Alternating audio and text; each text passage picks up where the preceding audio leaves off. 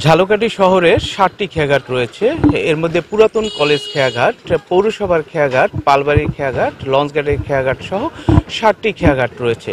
কিন্তু একটিতেও যাত্রী ছাউনি এবং ঘাটলা নেই। এই যাত্রী ছাউনি এবং ঘাটলা না থাকার কারণে এখান থেকে হাজার হাজার যাত্রী যে পারাপার করেন প্রতিদিন, তারা কিন্তু দুর্ভোগের শিকার হচ্ছেন। প্রতিদিন এখান থেকে প্রায় ৫,০০০ যাত্রী যাতায়াত করেন। সাধারণ যাত্রীরা বলছেন যে প্রচণ্ড রৌদ্র অথবা বৃষ্টির মধ্যে তারা একটু আশ্রয় নেয়ার মতো কিন্তু আসলে কোথাও কোনো জায়গা নেই।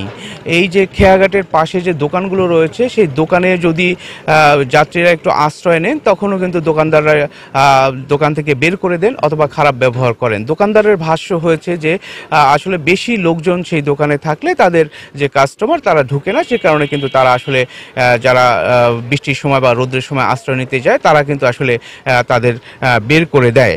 আমাদের ঝালকাঠিদের ৭টি খেয়াঘাট পারাপারের জন্য কোনো জায়গায় একটা যাত্রী ছাউনি নাই, টলঘর নাই। যাত্রীরা যে রোদ্দুরে দাঁড়াইবে বা বৃষ্টিতে দাঁড়াইবে, এরকম কোনো খেয়াঘাট ঝালকাঠিতে নাই। বৃষ্টি দুর্যোগ হয় তো মানুষগুলো ভিজে, প্রচুর পরিমাণে ভিজে, এই এখানে দাঁড়ায়, এই ওখানে দাঁড়ায়।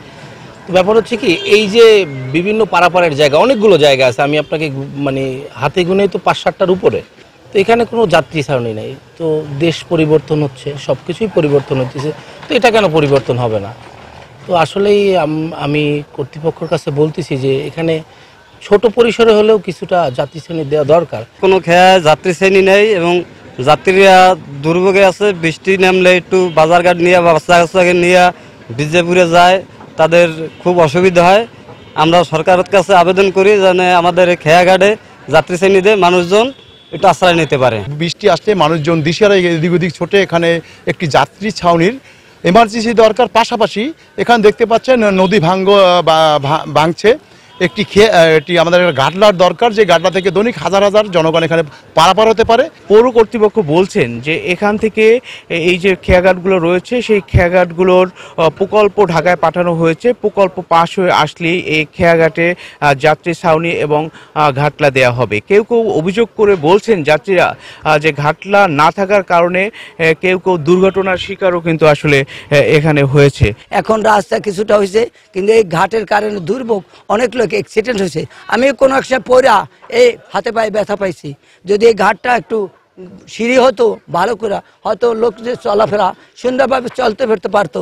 আমরা কিন্তু বিরুদ্ধ লোক অনেকে আসে, আচ্ছা পড়ে কেন ব্যথা পায়, কেন গরিব কাঙ্গাল দুস্থ, সেবারও পয়সা থাকে না। আমরা কলেজ খাবারের নিয়মিত যাত্রী।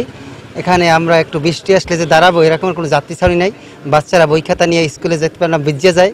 হ্যাঁ, এবং একটা গাডলার খুবই দরকার, সেটা বাস্তবে দেখতে পাচ্ছেন। একটা গাডলা দিছিল, সেটা নদীতে নামিয়ে গেছে। এখন আমাদের একটা গাডলা এবং যাত্রী ছাউনি হলে আমাদের খুবই ভালো হয়। এই খেয়াঘাটগুলো থেকে প্রতিদিন হাজার হাজার মানুষ কিন্তু যাতায়াত করে।